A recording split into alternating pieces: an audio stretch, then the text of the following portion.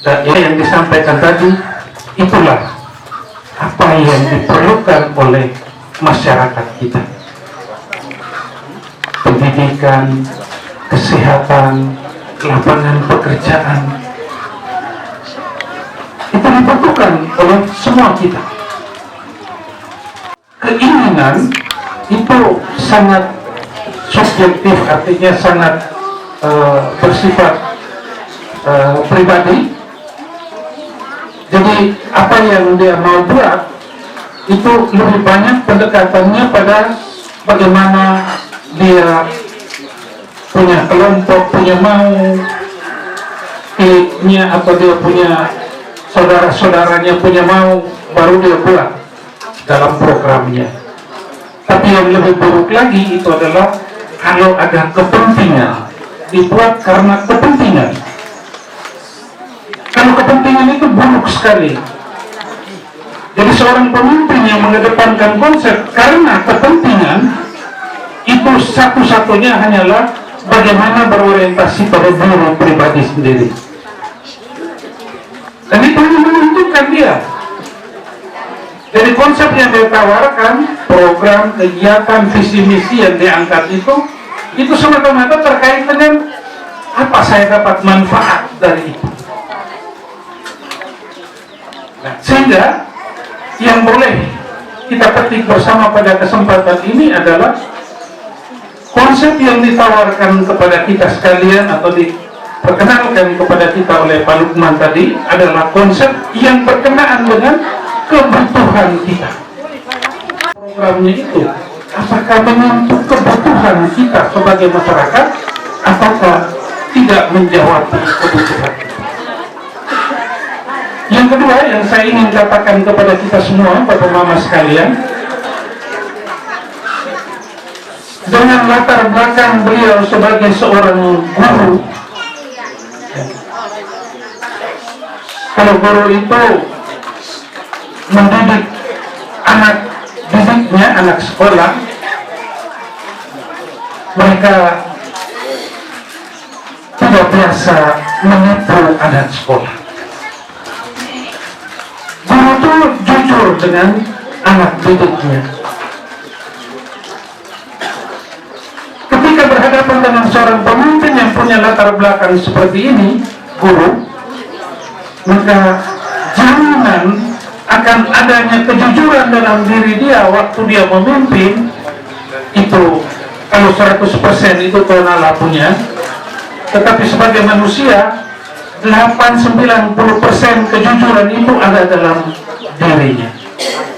Dan dengan pemimpin yang jujur, kita boleh berharap bahwa segala sesuatu yang diputuskan dan dilaksanakan dalam semua kebijakan pembangunan daerah ini adalah seutuhnya, setulusnya untuk pengabdian bagi masyarakat.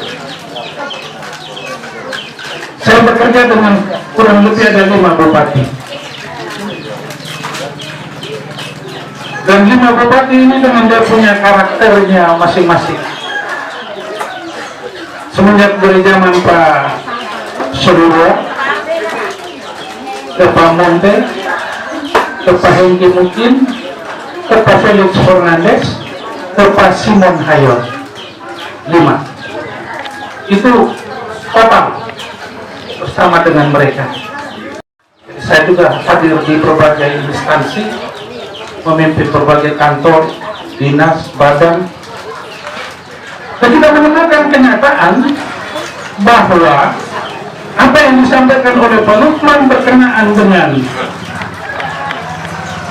birokrasi kita yang belum punya kompetensi, belum punya pengetahuan yang memadai, itu sangat nampak. Ya, memang karena masa itu kesulitan karena keterbatasan anggaran daerah untuk membiayai pendidikan yang seperti yang Pak Lukman sampaikan, reformasi birokrasi itu. Kita mau buat bagaimana? Karena uang tidak ada di daerah. Tetapi ketika dalam perjalanan selanjutnya terus naik, dan hari ini dia mencapai kurang lebih sekitar 1 kurang lebih 1,3 triliun untuk 1 tahun anggaran di Kabupaten Flores Timur. 1,3 triliun itu, 1 triliun itu ya, kalau teromong 1 miliar itu 1.000 juta. 1 miliar itu 1.000 juta. 1 triliun itu 1.000 miliar. Bayangkan 1.000 miliar. Itu sesungguhnya kalau bisa diatur dengan baik, maka kita tidak perlu menempatkan pegawai atau birokrat kita pada tempat yang latar belakangnya berbeda dengan pengetahuan daripada birokrat itu sendiri. Yang tadi dikatakan pernah jadi kepala dinas PU adalah seorang sarjana hukum. Ini sarjana hukum ini bagaimana dia mau lihat itu irigasi ke apa yang ada di bendungan ke apa, dia juga tidak tahu dia ukur bagaimana, tapi jadi kepala dinas. Lalu jadi kepala dinas itu lintasi prosesnya itu namanya panitia seleksi, lewat panitia seleksi pansel. Panitia seleksi ini kok bisa menunjuk seorang sarjana hukum untuk menjadi seorang kepala dinas PU. Ini bukan cuma kepala dinasnya yang terragukan kemampuan, tetapi panitia yang melakukan seleksi itu juga kita ragukan kemampuannya. Kenapa dia bisa buat begitu? Padahal ini orang-orang pintar nih di panitia seleksi. Tapi kenapa dia bisa terjebak untuk memilih seorang sarjana hukum menjadi kepala dinas PU? Dan masih banyak lagi tempat-tempat di mana membutuhkan keahlian-keahlian khusus daripada birokrasi untuk melihat ke depan Flores Timur bisa dikelola atau bisa diurus oleh orang-orang yang punya kemampuan secara teknis ada pada tempatnya. Jadi kemarin program yang diturunkan, roadmap atau sebuah rencana yang tegas dan terinci, menyebabkan siapa saja boleh datang untuk memanfaatkan dana itu. Samping itu, yang mendampingi kelompok-kelompok ini juga tidak jelas. Bayangkan instansi yang harus mendampingi kelompok-kelompok ini supaya mereka punya usaha itu bisa berjalan dengan baik. Instansinya ada, tetapi anggaran untuk instansi ini untuk turun masuk keluar dari satu kampung ke kampung yang lain, melihat bagaimana perkembangan usaha daripada kelompok-kelompok ini tidak disiapkan. Memang pantas saja ketika datang hanya cuma yang proposal yang diajukan dan direalisir dananya untuk kepentingan ternak, pelihara babi. Tapi kenyataannya begitu datang diperiksa kembali, kemudian dilihat hanya cuma sisa kandangnya, babi juga tidak ada. Manusia tadi yang menerima bantuan itu sendiri atau kredit itu sendiri juga sepi merantau. Jadi apa yang kita harapkan? Padahalnya kalau itu diperhatikan sungguh, memang bagus pendampingan apa pemberdayaan seperti itu. Tapi kurangnya tadi adalah tidak diikuti dengan pengawasan, pendampingan, evaluasi, monitoring terhadap pelaksanaan kegiatan-kegiatan di lapangan. Akhirnya kita turun satu kali untuk melihat panjang kata untuk menceritakan semua hal ini, tetapi bahwa ketika maju ke depan dengan konsep yang ditawarkan oleh Pak Lukman itu, dan saya juga omong dengan Pak Lukman, ke depan itu suka atau tidak suka melakukan sesuatu kegiatan atau merencanakan sebuah program, haruslah dilakukan dulu survei dalam perencanaan itu. Survei baik dulu, betul tidak di sana itu ada potensi, ada peluang tidak untuk itu. Lalu langkah kedua, lakukan investigasi, coba telusuri, temu kenal dia punya situasi di bawahnya seperti apa. Lalu yang ketiga, desain, merencanakan dengan sesungguhnya supaya apa yang kita lihat tadi, oh di sana ada lahan yang macam Pak Lukman sampaikan tadi.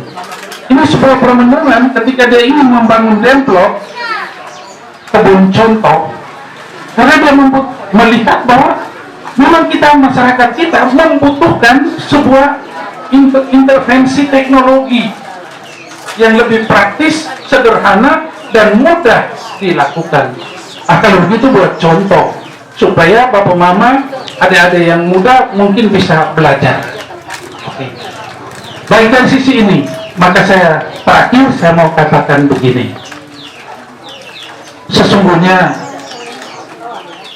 umur saya sudah hampir masuk 70. Sebenarnya umur seperti ini duduk tenang di rumah, duduk tenang di rumah. Sebentar ini yang orang oleh seleksi 4-5 orang, tetapi yang nanti jadi itu dia ini orang kurang suka. Pada orang baik ini selalu omong jujur. Orang tidak suka kalau omong jujur. Kalau omong akal-akal, tipu-tipu, senang dukung orang yang jujur dan baik. Supaya dari baik dan jujurnya itu ke depan kita bisa berharap atau mengharapkan banyak dari kepemimpinan dia. Jangan suka terlalu hanyut di dalam orang punya cerita, omong kosong, tipu daya, dengan segala macam itu. Baik, ada sedikit yang agak kasar ini yang saya coba memprovokasi. 50.000 orang pilih. Kita mau beritahu orang begini, sekarang ini Indonesia, bapak mama, bukan maksud menghina tidak, tapi saya mau membandingkan sekaligus memprovokasi kita supaya harga diri kita itu betul-betul kita naikkan. 50.000 itu anak anjing atau ekor berbeda harga. Anak anjing atau ekor itu 150.000. Itu yang mendampingi kelompok-kelompok ini apalagi 1,5 juta. Bayangkan instansi yang harus mendampingi kita punya hak ini supaya mereka punya usaha itu bisa berjalan dengan baik, dan instansinya ada memiliki hak asasi dan warga negara. Instansi ini memilih masuk keluar dari satu kampung ke kampung yang lain, melihat bagaimana perkembangan usaha daripada kelompok-kelompok ini sudah disiapkan. Memang